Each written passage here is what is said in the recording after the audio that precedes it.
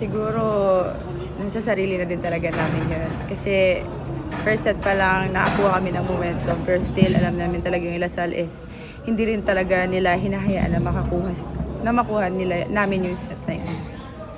Ayun, since then nga yung set 1 na natalo kayo, yung nawala rin yung lamang sa inyo noon. Siguro sa tingin mo ba medyo naging kulang lang yung sa mental na strength sa game? Siguro masasabi ko lang sa game namin ngayon is kailangan talaga namin na may ibubuga pa talaga kami. Kasi lalo na ngayon na sobrang taas talaga ng composure ng Lasal and isang game na lang is makukuha na nila yung championship.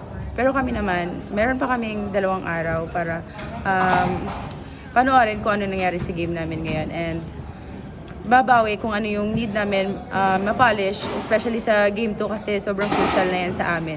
So yun, kailangan talaga namin maging consistent pa, especially pag padulo na yung laban.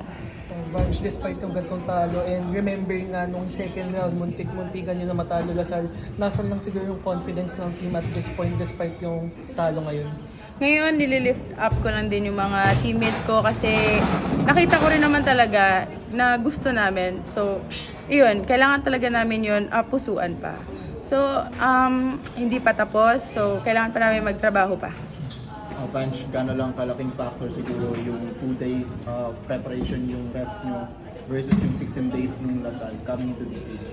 Malaking factor yun sa amin kasi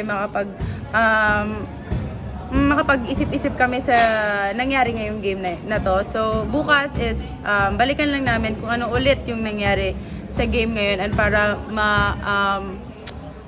magawa namin kung ano pa yung need namin gawin sa susunod na laro. Thank you, Vanch.